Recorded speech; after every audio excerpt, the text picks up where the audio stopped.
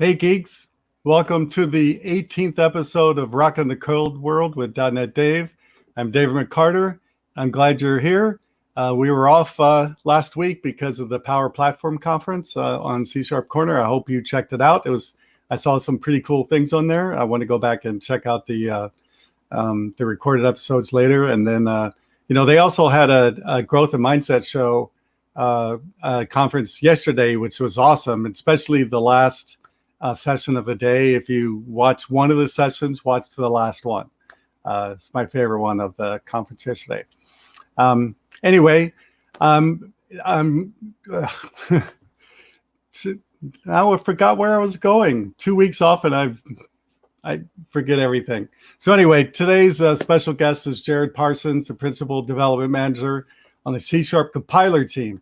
I'm really glad I had somebody on the compiler team here because I got some questions to ask him. I got one, and I'm going to ask him in the beginning. And so if you want to ask him questions, this is your opportunity to submit a question through the chat on YouTube or whatever platform you're on, and we'll ask Jared. So I know you probably have some questions about this kind of stuff. And but we have some topics to talk about if you guys don't submit anything. But please submit a question so we can get those answered for you. Okay. We're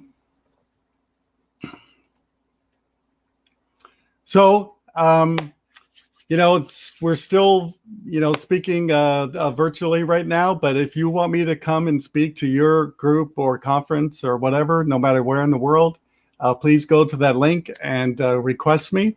I'm more than happy to speak anywhere in the world virtually, and as soon as we can travel, then I want to travel. I've been really jonesing to go to a real live conference. I like live conferences in person the best, so I'm really looking forward to doing that. Hopefully later this year we'll have some actual conferences. So if you're putting on a conference later this year, please contact me now. So we can get it scheduled, okay? Also, at the beginning of the month, I released my brand new open source project called Sparging. You can go to sparging.net to check it out. It's all written in .NET 5. It's basically my old open source project converted into .NET 5. I hope you check it out. I've done a bunch of changes, added a bunch of new methods and classes. It's not a lot of new stuff in there. So I hope you go check it out. We're already using it at work in the project I converted to .NET 5 at work. So soon it'll be in production. Yay. Okay. Don't forget, also, I have a brand new version of my coding standards book for Microsoft.NET out. You can buy it on Amazon anywhere in the world, of course. So I hope you go to Amazon and check out my new book. It features 130 new pages of information. And this book is all for .NET 5. The old book I'll leave up, and that's for .NET Core and .NET Framework. But this one is solely dedicated to .NET 5 and above. So I hope you check it out. So I did a Twitter poll in the last 2 weeks. I did two of them, actually, and this is the one I wanted to talk about today. And I basically just asked, how stressed out are you at your work typically? I know we're probably all stressed out more, because of the pandemic. That being home all the time has introduced a lot more stress, I think, in some people. But you can see here in my survey, over 70%, I think, is 70% of the respondents, indicated they, to me, have too much stress. So I know in my job, there's lots of factors, that makes me have stress, right? But typically in my software career, the biggest stress for me personally has always been management or the lack thereof. And that seems to be always the big stressor for me is management. So what's your big stress things, right? I'd like to do an article about this sometime in the future, but what makes you stressed out at work? I know there's lots of things out there besides managers. So what makes you stressed out at work? I'd love to hear from you. You can put it in the chat, or you can email me. It'd be best to email me so I can use that in the article. So anyway, let's make our work less stressful, so we get more work done and be happier, right? Especially now that hopefully COVID is on its way out, and we can start getting kind of back to a new normal in this world. All right, the giveaway this week is every other week is Code Rush from DevExpress. Please go to devexpress.com/dotNetDave.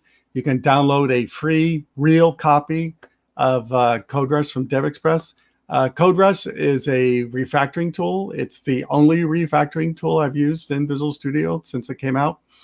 I've tried the other ones, and Code Rush is hands down my favorite.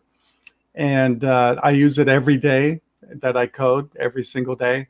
And so please go get your own copy. I gave it an award last year, but Code Rush makes coding not only faster, but better, because it, kind of tells you the proper way of, certain patterns and things you should be doing, like, maybe read-only variables and things like that. So please pick up a copy. The Visual Studio has some, refactoring in it, but, that's nothing compared to Code Rush. So please download it. And if you do download it, contact me and let me know how you like it. I'd love to hear from you if you're using Code Rush. Okay. So with that, I'm going to bring on the guest for today, Jared Parsons. Jared is a developer lead for the C# compiler team, a member of the C# language design team. He has a strong passion for developer tools, open source, and infrastructure, and has been working in the .NET ecosystem for the past 15 years. So welcome, Jared. Hey, how's it going? Good. How are you doing? Doing well. How's the weather up there in Seattle? It's Seattle weather. So, cloudy and rainy. Rainy. Yeah, this is the kind of the back end of our kind of like winter here, where, you just have 5-6 months of clouds. Yeah. One time when I was up there, someone said, yeah, it's a great place to live, except for the 6 months of rain.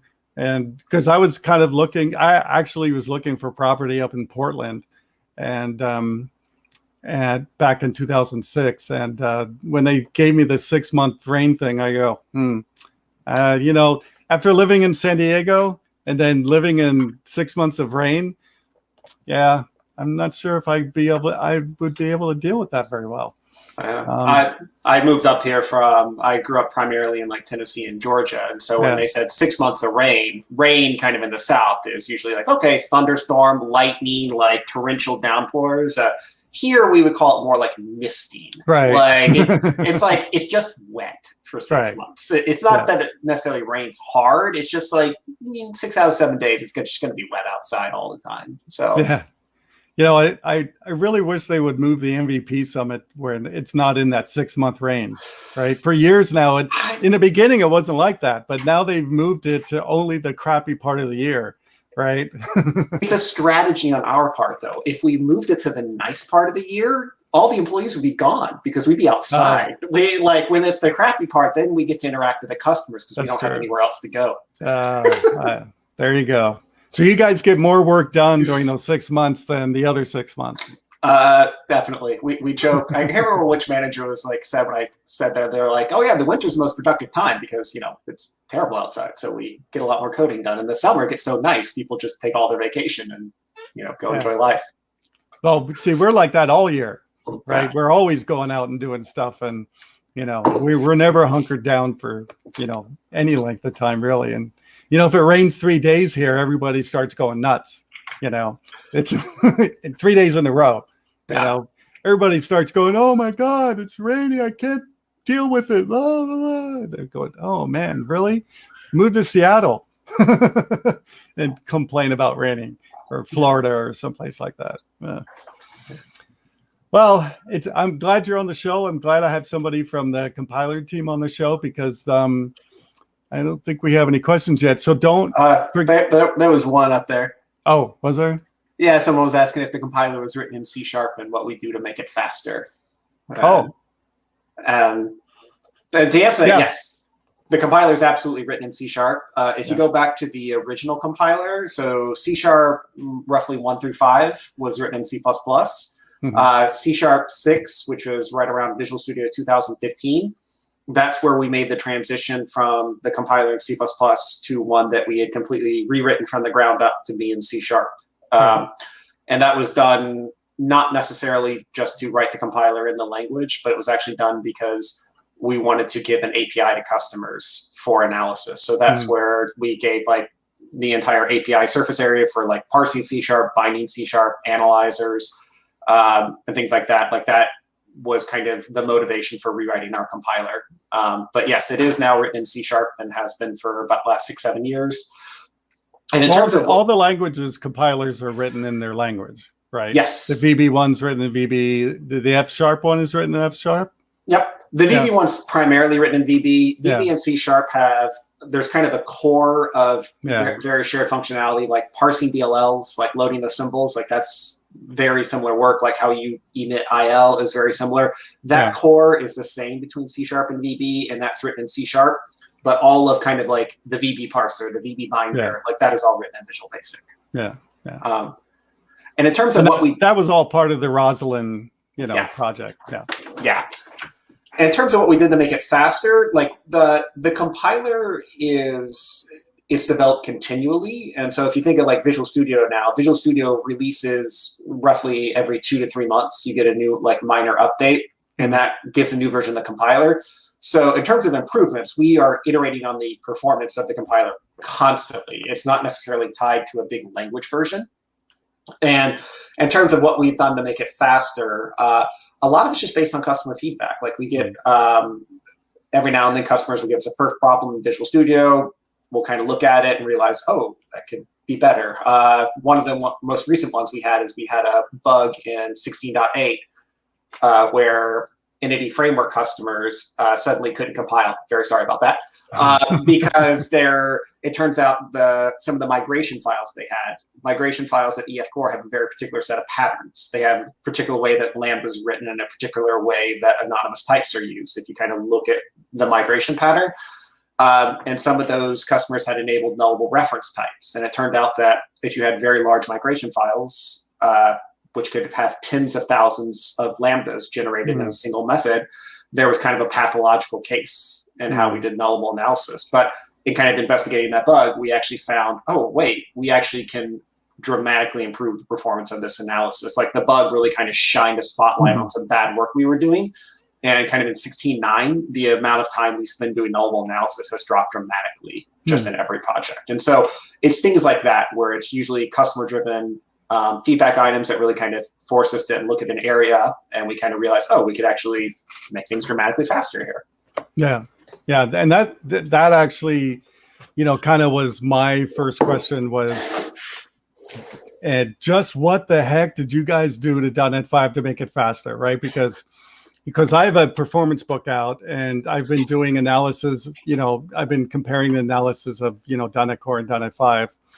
And I actually looked at it this morning, just to refresh my memory. But, the not everything is faster, but the majority of stuff is faster. And I'm not talking a little bit faster. I'm talking 2-3 times faster, right? It's my analysis. And so what happened, to get that much of a perf increase between one version and the next? I mean, between .NET Core and .NET 5.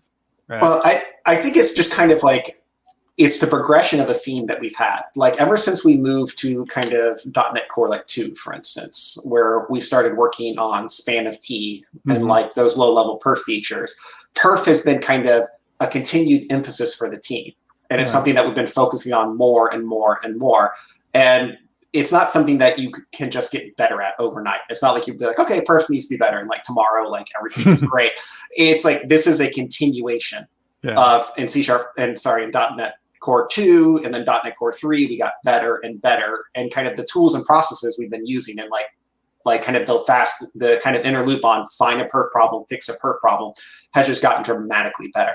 And in terms of like what we changed, I know the runtime like they've just basically been they've had a number of hotspots they've identified over the last few releases, and they've just been pushing on them. Like regular expressions is something that I think we identified pretty early on in .NET 5. Someone had basically kind of sent a bug report saying, hey, look at .NET regular expression performance compared to, I can't remember which particular language it was they were looking at. And it's items like that where Stephen Toad kind of saw that. He's the partner on the .NET libraries team. Right. And he just sat down and said, like, we're going to make this better. And he basically started with a bunch of experiments, pushed it through, and got it all into .NET 5. And it's just experiment at like kind of like that process repeated, as well as a number of, I know they've done a lot of tweaking to the GC, a lot of tweaking to kind of have improvements in the JIT, as well as we keep doing what we can in the C# language to give them features to take care of some of the kind of low-level performance problems that they're hitting. Yeah. So things like the ability to skip local initialization. That's a feature we added in C# 9. The ability to have module initializers, which is when a DLL loads now, a little bit of code can run, and that allows them to essentially pre-populate a lot of static data that they don't have to have these like lazy locky patterns on anymore, as well as function pointers. So function pointers are something that we gave them in C# 9, which various teams across Microsoft have been able to take advantage of to avoid a lot of allocations and to really kind of remove the overhead that exists at these like interop layers, which can be expensive for components like the runtime. Yeah. Well, I just want to say thanks for doing an awesome job for .NET 5 for the performance increase, at least, because like I said, performance is a big passion of mine, and some companies hire me just to improve their performance, and so I've been concerned about this for a while now, and I'm really glad. And that's one of the things that allowed me to get my current company to allow me to move our project to .NET 5 was I told them it's going to be faster, right? And we haven't started testing that yet, but I'm waiting to see how much faster it will be. I mean, part of our performance problem is freaking Salesforce, but beyond that, I want to make it as best as I can, regardless of what Salesforce is doing. The improvement is often noticeable. I know that the one way it kind of hit me sideways recently is that we delivered like the C# compiler inside of Microsoft to a lot of big teams, like Windows uses it, Exchange, Office, all the big tools. And one of them we were given to them recently, and they were evaluating moving from .NET Framework, like having all of their build tools run on .NET Framework, as to having their build tools run on .NET Core. And the way that they had set up their .NET Framework, they had like engined a bunch of stuff. They had like done a bunch of like kind of admin level tasks. And I told them like, hey, when you move to .NET Core, you might have to do these. There's some kind of equivalent things with like cross-gen that you might need to run. And they sent me a whole bunch of benchmarks. And they're like, oh yeah, perf got better. And I'm like, okay, good. You guys ran all the tasks. And they're like, oh no, we forgot to read that part of your email. Like we didn't do any of the kind of like prep work to prep the machines. It's just, I was like, and then I told them your numbers are wrong. Like I know how this like kind of I have such a mental model for how some of this works. I'm like, you should measure again. And then we actually got one of our runtime architects to come in and say like, yeah, your measurements are like, let me see those. And they ran it a few times and we're like, oh no, those measurements are right. Like it actually got noticeably faster in kind of what we would kind of consider, like they basically took like the optimal .NET Framework configuration for the compiler, compared it against a suboptimal like .NET 5 install, and the .NET 5 install was better. Yeah. And I was pretty blown away. I was like, oh, by the way, if you read the rest of my email, it gets even better.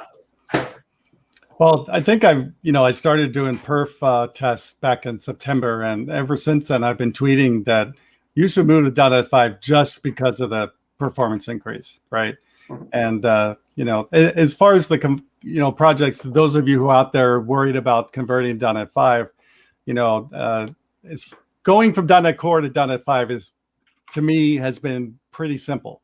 Okay, going to the framework is a little bit different, but Core to 5 is a really simple change. and I didn't really run into any issues yet. I converted, what do we have, like 5 projects, 2 web projects. I converted them all to .NET 5, and it wasn't a big deal, So, so Mahesh asked, did the speed also have any impact on different OS, meaning Windows 10 OS calls faster than previous OS? I mean, the performance improvements have been kind of across the board. The performance improvements are pretty generic, like especially things like if you make regex faster, like that's kind of at the C# library level. Like that win is just going to go everywhere. I know that I am less in tune with kind of the OS specific performance improvements. Like I don't exist too deeply at that level of the runtime. I usually exist more at the what are we doing in the libraries, what are we doing in kind of what kind of changes are they making to the JIT? What kind of changes are we making to the IL we emit to make sure that we don't break any assumptions that the JIT has? So in terms of the individual OSs, that's just something I don't have as much visibility in. But in terms of like the overall improvements, a lot of stuff I focus on is the IL we emit, the JIT, the libraries, the tools they have to write the C# code. And in those are all cross-platform. Yeah. Great. What was the other? Oh, the other thing I was going to ask you, since you're on, is one of the features that I've really liked, though I'm not exactly sure specifically how it works, is the single exe. The single assembly that you can do in .NET 5. So can you explain a little bit just what that is and how it works for people who don't know about it yet? So at a high level, it's like today, if you kind of like go back to like .NET framework days, like how do you deploy your application? You would build, you'd get this in your bin directory, you would have an exe, a bunch of supporting libs, essentially all the libraries you use, which were not a part of the .NET framework. Yeah. You copy that, run it put it on any Windows machine, it's going to work as long as you have a compatible .NET framework installed. Yeah. .NET Core kind of changed things because we said, okay, there's a couple of different ways to manage the runtime. You can have a global install or a local install. But at the same time, it's always what you ended up deploying was the difference between what existed in the .NET runtime and what your code depended on to run. So any extra libraries you used or whatever. But it's always calling out, whenever you run your application, it's always loading a huge amount of those dependencies from the .NET runtime. The single exe approach is essentially saying, I don't want a machine. I don't want this odd dependency. Like I want to have a very simple deployment. I want to take my app. I want to copy it from here. I want to paste it there. And no matter what's on that machine, I just want my app to run. Right. I just want this should be a self-contained problem. Don't make me copy a huge directory of a runtime over to have Xcopy. Just put it all in one exe. And that's essentially the feature. The feature is essentially bundling all those assets together, putting them into a single exe, and more or less zipping them up, and is a kind of an easy way to think about it. Moving it to a new machine, and then the runtime takes care of the magic of when you're executing the application, knowing how to reach into that archive and grab all the dependencies and load them up without kind of changing how your application runs. Yeah, and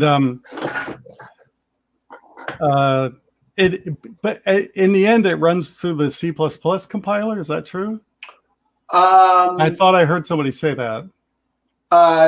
No, that's only, I think, if some of the AOT stuff may end up doing that. But no, it goes through the IL trimming. There's a mode, I believe, you can do with just the IL trimming. Right. Which that is just saying that if it's a single exe and modular things like reflection, the runtime can kind of look at the totality of your application, and it can say, they never use system.xml. Like, why are we going to deploy that with their application? Like, let's just get rid of that. Yeah.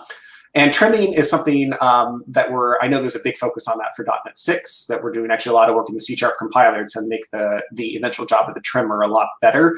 But trimming is the idea of, particularly with self-contained EXEs, you don't have to worry, like the runtime, when you install the runtime, you have to say, I have to support every possible application that can be run on top of the runtime. So you have to include all of the system XML. You have to include all of the cryptography layers. You have to include any of the old serialization formats we've supported forever. With the self-contained exe, though, the only thing you're supporting is that one application. Right. So you can just do a global analysis and say, well, they never used this library, they never used that library. Like, why are we bothering to deploy it? Like, let's just slim that exe down and kind of remove it from this archive. Yeah, and especially now that Microsoft has moved to NuGet, and there's just so many more packages now, right, than in the past.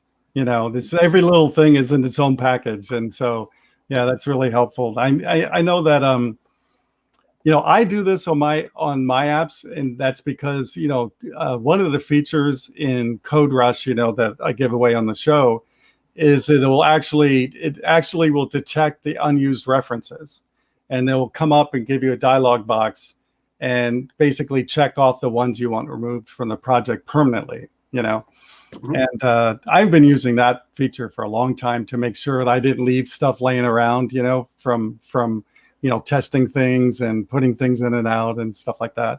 But I've been using trimming, and I guess my third, my other question was, does the single EXEs work on DLLs too, or just EXEs? Just EXEs. There's no way to kind of like IL merge, or there's no configuration for that where you kind of smack down DLLs and make them like have private dependencies or anything like that.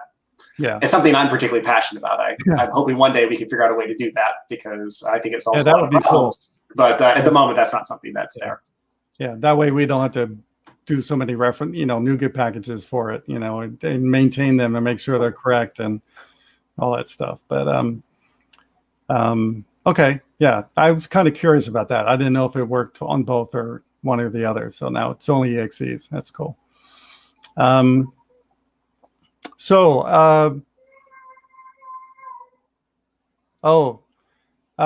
friend Mark said, is there a minimum configuration for the target server running EXE? I don't think there is, right? It's just to have the right dotNet runtime on it, right?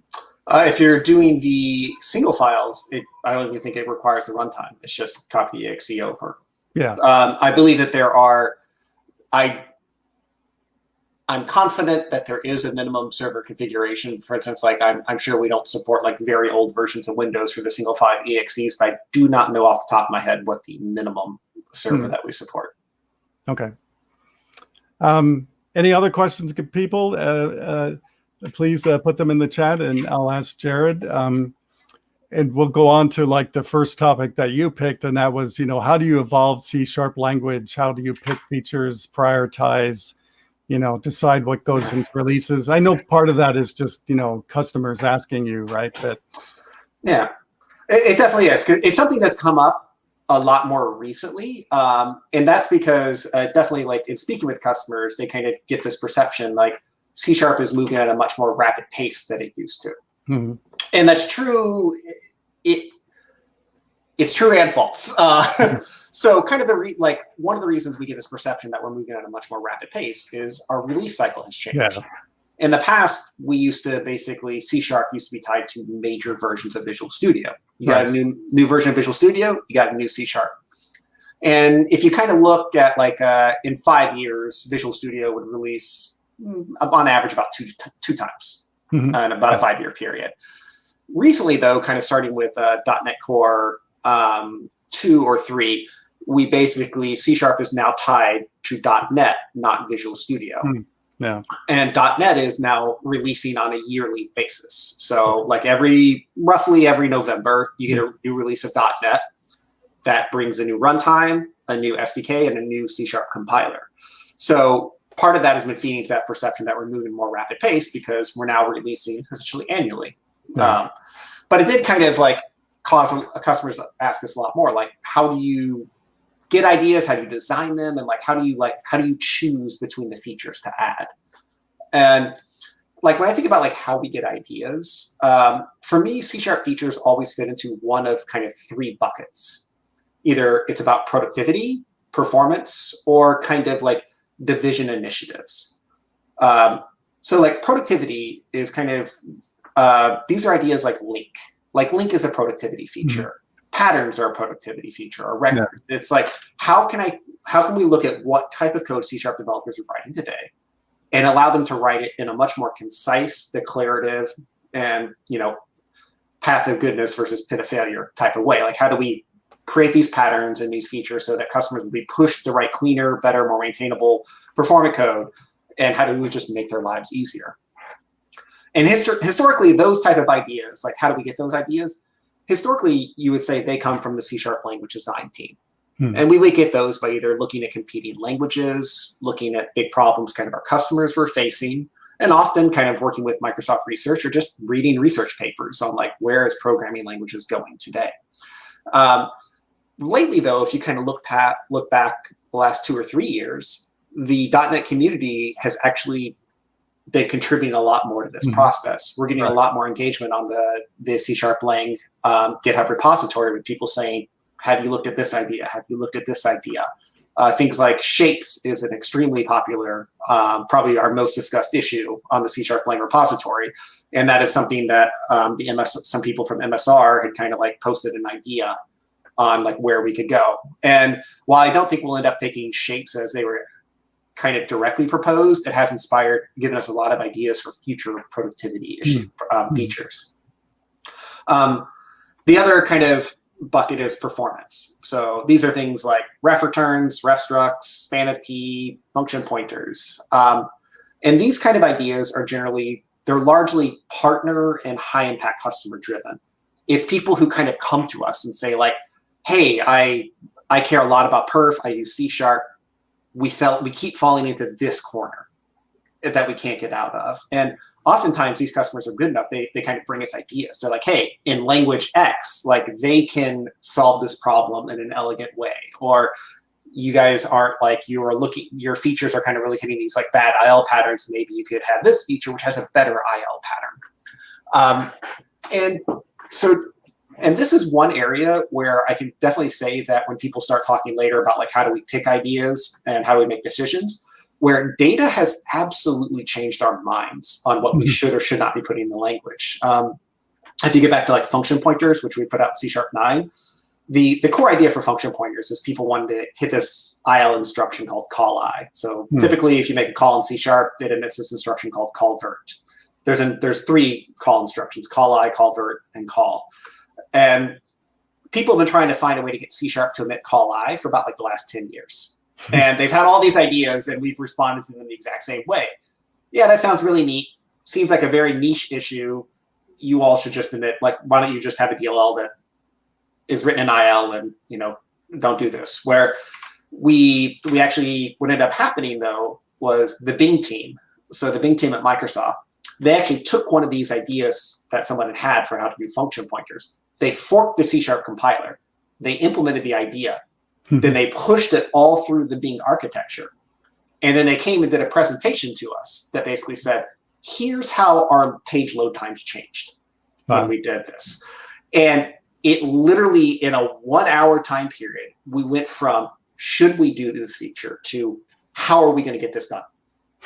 Like, it was a presentation from an outside customer. And like, I literally, like, it was McCool, who's on the Bing team. And he literally walked from the presentation to my office. Like, I like grabbed him on the way out the door and I'm like, yep, we're going to have a chat now. And we went and like talked and had a big deep dive. And it took us a little bit of time, but we ended up like getting that released. And the other one that we have is kind of like division initiatives or division themes. These are things where if you look at like Microsoft or DevDiv as a whole, DevDiv developer division, where a lot of these tools exist, often we have a theme that we're focusing on.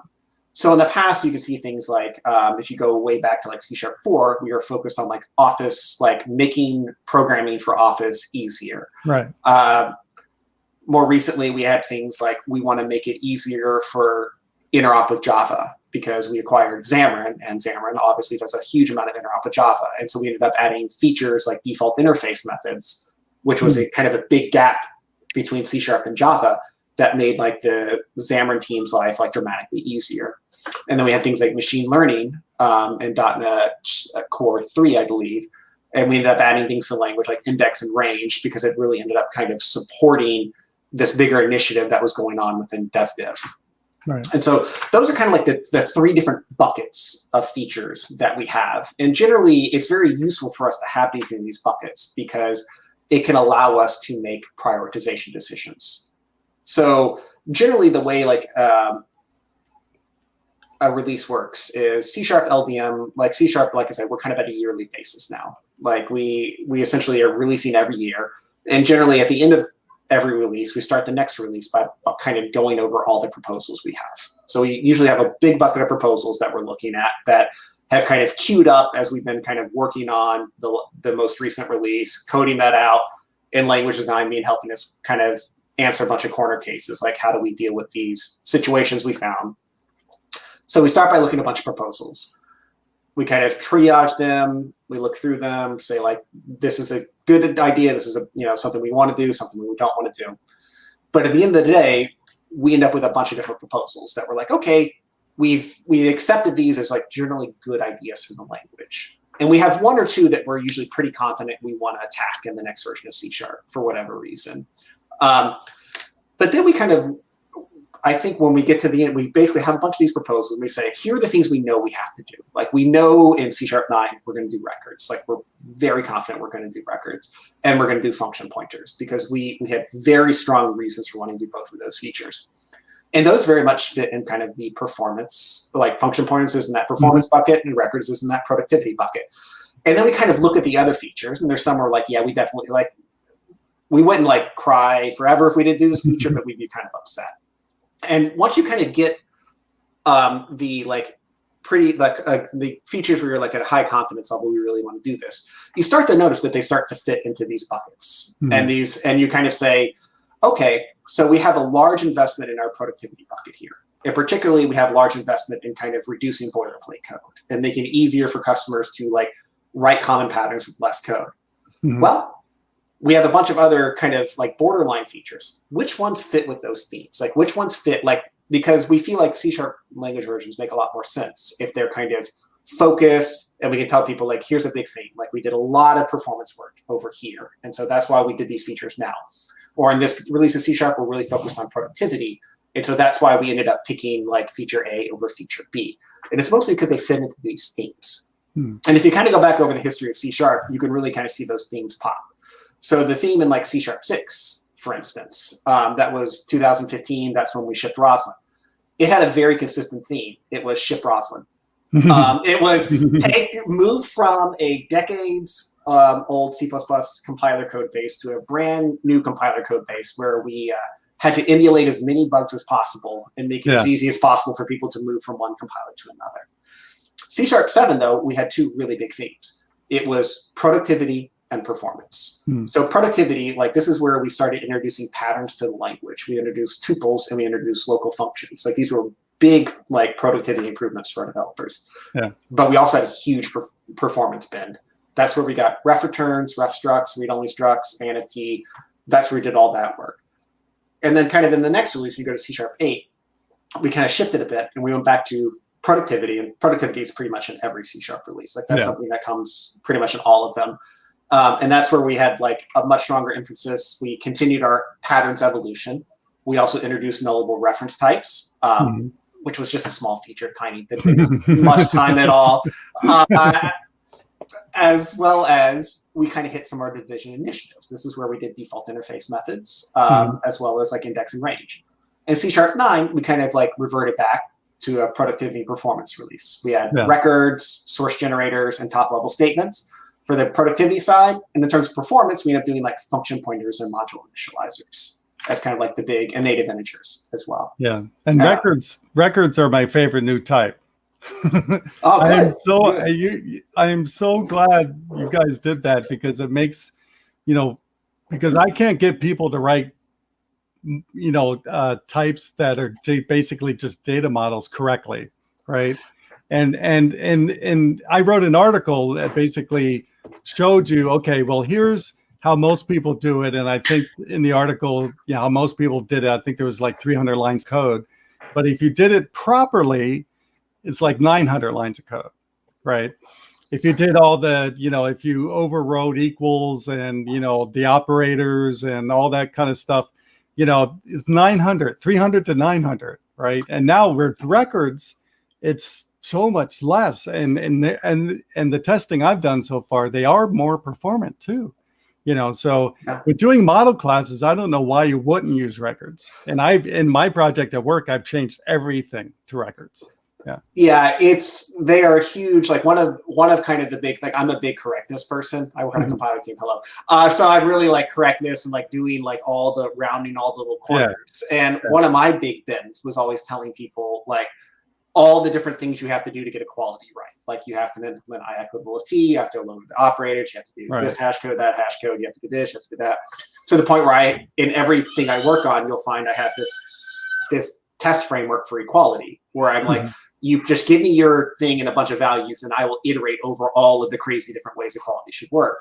And even within the C# compiler code base, when I introduced that and started like pushing a bunch of our like types through, like I just found tons of bugs. I'm like, yeah, you guys didn't do it. Like this is, and records it's the easy button. You just put a record out there and it does equality the right way. And it does it the right way every time.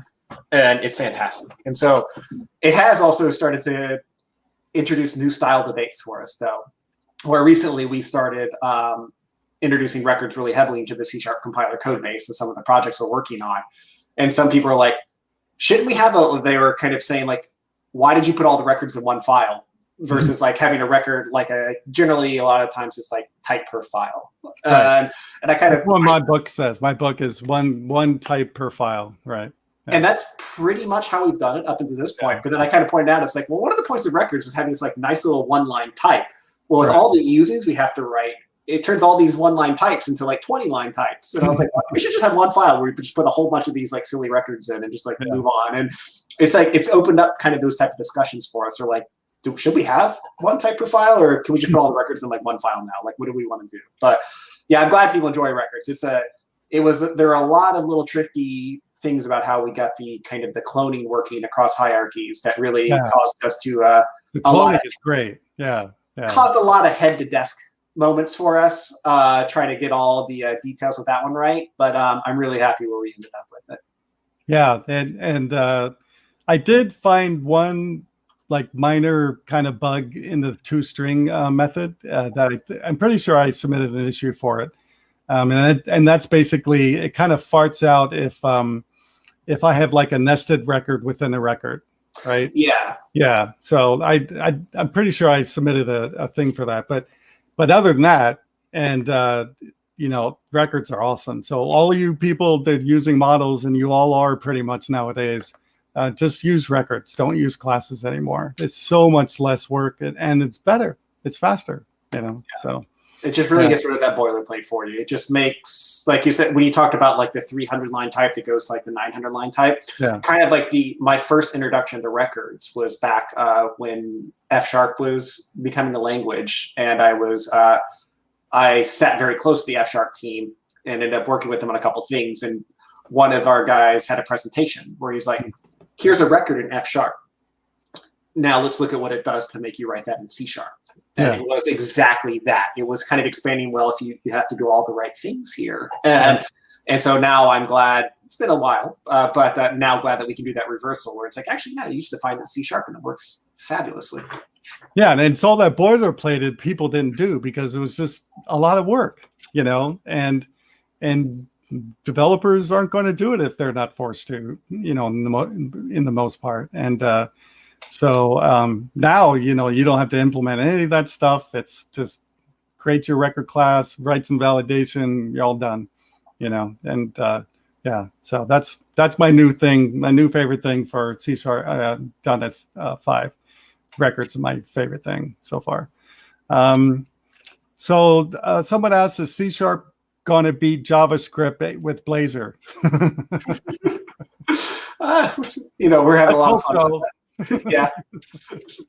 No, we're having a lot of fun. They've made crazy great strides with that. Actually, one thing that we have, if you are following .NET 6, you can see one thing that we are actually doing a lot of work on is getting that compiler pipeline for kind of Razor, Blazor style pages and making it a lot faster. We just had the .NET 6 Preview 2 blog post go out. Right. And one of kind of the highlights was how much time we've shaved off of kind of like the kind of overall like ASP.NET Blazor pipeline, the kind of build pipeline. And so in terms of how the time to deployment, it's something that we're working on a lot for .NET 6. And a lot of that work was actually done by taking the whole gonna say the mess of how like the build used to work, because it like if you really like pulled it apart and looked at it, you're like, oh wow, that's scary how much like goo that we have to put in between the time you hit build and it gets to like the C# compiler. Yeah. And we basically took all that and moved it to source generators. And the ASP.NET team is moving a lot of all that extra work into the source generator pipeline. And that has shaved an amazing amount of time off of our builds. Wow. Yeah, that's cool. And you know, and my kind of answer to that question is, well, if you use C# and Blazer, you're going to be more productive, right? I mean, to me, you know, if you come from the .NET world, you know, you're going to be more productive because you're using a real language, right? No, kidding. Sorry, don't anybody flame me about JavaScript, okay? I don't like it, but you don't have to flame me on Twitter about it, okay? Let's see, Mahesh asked, is C# is improving much faster? Do you see a better adoption of C# compared to C++, Java minus Python? Yeah, I mean, so we do see different adoption trends. Like you can look at things like TOB, and then we have like a lot of like kind of our internal customers are essentially telling us like we're trying to get off of like kind of a C++ code base and we're trying to move over to C#. Yeah. And so we do have a lot of engagement there and helping people migrate over to that. Recently, a lot of our focus, though, has been on helping customers get from .NET Framework into .NET Core and .NET 5 and helping that adoption. And for C#, it's a seamless transition because the language is the same. Yeah. But I end up doing a lot of work with customers who used to have custom build environments and we're used to kind of running the compiler in a very specific way. And I have to go and help them be like, yeah, if you move over here, instead of doing X, do Y, and it'll work pretty, it'll work. It'll be faster and it will, generally make your life a lot better. Yeah. Let's see, what else can we talk about in 5 minutes or so? So let's don't have any more questions. So what's coming in C# 10 then? Okay. So C# 10, kind of coming back to the themes buckets. One of the kind of big themes we've been really focusing on over C#, kind of really in the last few releases, but the last 2 releases a lot, is productivity in the form of removing unnecessarily boilerplate code. So if you look at records, that's one where it's like we're removing a ton of boilerplate code and one which can trip you up if you don't get it precisely right. So the 2 big ones that we're kind of looking at for C# 10, the first one is global usings. And so it's the idea of saying that rather, like if you've ever done like .NET New Console or added a new file to your project, you have what I generously refer to as the history of C# included in it, where I like to point out to people, it's like, yeah, look at your C# file. So if you have using system collections generics, congratulations, you're using C# 2. If you have using system links, congratulations, you're using C# 3. Oh, system threading task, congratulations, you're using C# 5. System runtime compiler service, C# 9 or 8, global reference types. And in some ways, I joke with people that we're just forcing people to brag about all the accomplishment of C# by making them put those usings in every single file that they use. But it's ultimately, it's unnecessary. Right. And it's something that you're adding. And one, it's just unnecessary boilerplate that you make people add. And the IDE has to get it all working. You have to do removed unused usings. It's a lot of like mechanicalness to keep your code clean and healthy. But it's also kind of, it's a barrier to adoption for people who are learning languages or coming to your ecosystem because they want to know, like, why do I have to put that at the top? What's the difference between system link and system collection generic? It's like language integrated query. What is that? And it's like, you're really kind of forcing new people to look at concepts that don't matter. Right. And so global usings is a way that you can basically more or less take a using, put the word global in front of it, and it will just apply to all of your files. And so you can take these history of C# code and the history of like a lot of the frameworks. Like if you're using ASP.NET, you include a whole bunch of namespaces in every one of your file because they have a very good kind of partitioning of their types. Right. And it's almost always unnecessary for your general like line of business application. And so we're adding this feature so that you can kind of put it in one place and keep the rest of your code focused on what am I actually doing? Like, what code am I writing that I need to accomplish my goals with? Well, I'm glad about that one, because that kind of irritates me, and and it's because one of the features of Code Rush is that when you press save, it'll get rid of the usings that aren't up there, but then it'll which I want them to do, but then I want to use like the system namespace, or I want to use the link namespace. I have to re-add it back, so things like that should always be there to me. Like, I use my open source projects and every project that I work on, so that should be global to me, so I don't have to keep putting it in everywhere. So yeah, that's great. I'm glad you guys are doing that. Yeah. And another one that we're kind of working on is file scope namespaces. So if you look at like the majority of C# code out there, it's you open it up, you have a bunch of usings, you have one namespace, and you have a bunch of code. Right. And we're basically saying that we own that left side of your screen. We're going to force you to indent your code that one tab space, and we're going to take that much screen real estate from you. And it's largely, there's no reason, like the 99% pattern case. Like, I actually did a test on this when we were talking about this feature of, if you look at a given file, how many namespaces do they declare? Mm-hmm. And I think that my end result was I have a lot of code on my machine. I'm involved in a lot of lot of different code bases. I have probably 20, 30 million lines of C# code on my machine. And I tricked the parser to print out like how many lines of code, how many users you use per file. It was like 98 to 99% of all the files have one namespace in them. And we were able to actually really quickly categorize the majority of the files that had two or more were pretty much always a generated test file, or someone who's doing some down leveling tricks with their code. And so file-based namespaces is one where it's just you say namespace, whatever, enter, and you start, or semicolon, sorry, and then enter. And we just say that acts like the version where you have braces. And we let you get back that screen real estate. And we also remove another one of these kind of entry point barriers, because braces are not, it's particularly people who are new to programming. If you show them braces, they're like, what's that? Like, why do you, I participated in a program a few years ago called TEALS, where you get to go and teach AP computer science. Right. I signed up for that. Yeah, and it's a fantastic experience. One, I love teaching. Two, it's amazing to really re-level set yourself and set your expectations on what do new programmers think about. And things like, they're like, what is using? What is static? Why do you have braces? Why do you have the squirrely braces and then you have the straight braces? And whenever you can kind of take those concepts out of the simple application, you really make it easier for people to onboard onto your framework. And then when you get to the cases where those add value, you can introduce the concept to them. When they hit that problem, you'd be like, oh, you hit that problem. Here's how you get around that. And here's why braces might add value here, or here's why these usings might add value over there. But that's unnecessary for a lot of developers. And you can kind of, these features get rid of the boilerplate and let us make that onboarding experience for newer programmers easier. Yeah, that's great. And going back to the namespace, the global namespaces, if you go to global namespaces, will that speed up the types a little bit, or not enough to really be noticeable? It won't speed it up too much. Like, generally, the price we pay for those is parsing, and parsing is extremely fast in the compiler.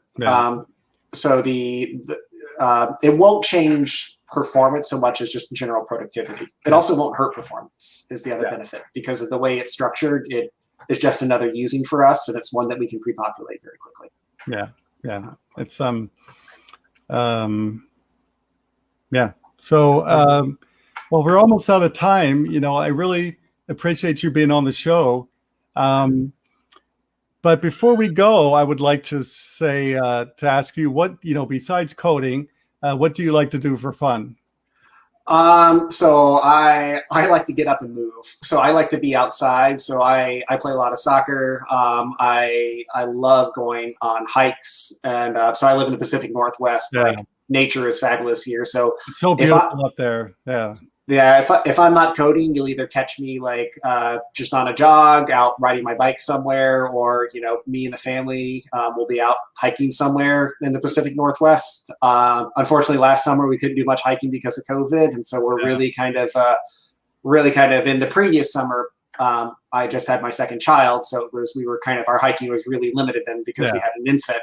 And so my wife and I, we are really kind of pent up, and we are ready for this coming summer to really get out there and re-enjoy the Pacific Northwest. Yeah, I'm ready to get out there too. I've been, I've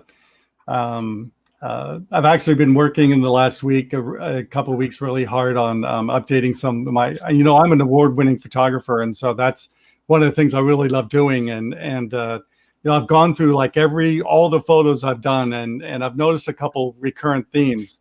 Is I take a lot of pictures of nature, flowers, trees, buildings, I guess, out in nature, stuff like that. I have a lot of those. If you go to my photography website, you can see those. And so I'm looking forward to going outside so I can start doing, those kind of photos again. And then the other thing is I work for a lot of rock bands, so I'm really looking forward to getting back to concerts and hanging out with the bands I know and taking photos for them and stuff. So, awesome. Yeah, that's cool. Do you have anything to plug? I was just going to say, check out the .NET 6 preview 2 just came out. There's a lot, like I said, there's some perf improvements, a lot of improvements to kind of our inner loop like dev tooling.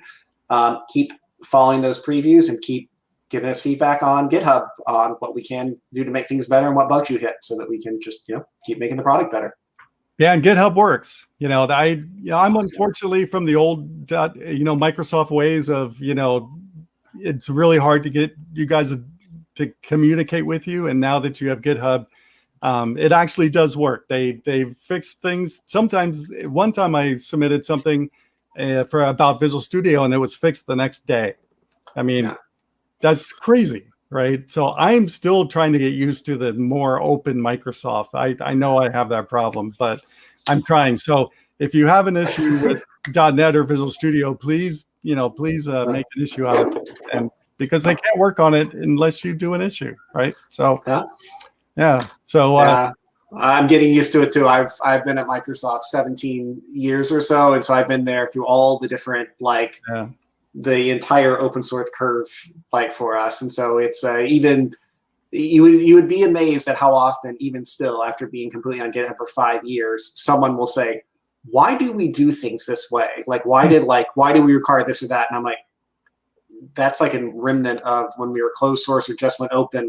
We could stop that has no that when someone just points out why did we require this amount of sign off, and it's that was silly, we should just we don't need that anymore. That's a remnant of how we used to do things 5-10 years ago, and it's probably unnecessary now. And my other suggestion I thought about while you were talking was if you want to know what's coming out in new versions, you guys do really good release notes now. I've checked out the last few release notes you guys have done, and it's pretty expansive. And so those of you out there just wondering what's in the new release, go look at the release notes. They pretty much detail it pretty well now. So I'm glad about that. So we can learn about the new things. Well, we're out of time. So thank you very much. You can hang out after the show, and I hope to have you back sometime, maybe after .NET 6 comes out and you can talk about .NET 6 stuff. Sure. Definitely. Love to be back. Okay, great. Thanks a lot. All right. Thanks, everyone. Well, that was fun.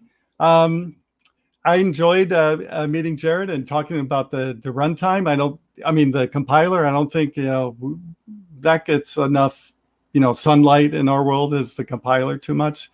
We talk about other things usually. So that was great. And, coming up next month, actually, there's the Azure Cosmos DB conference.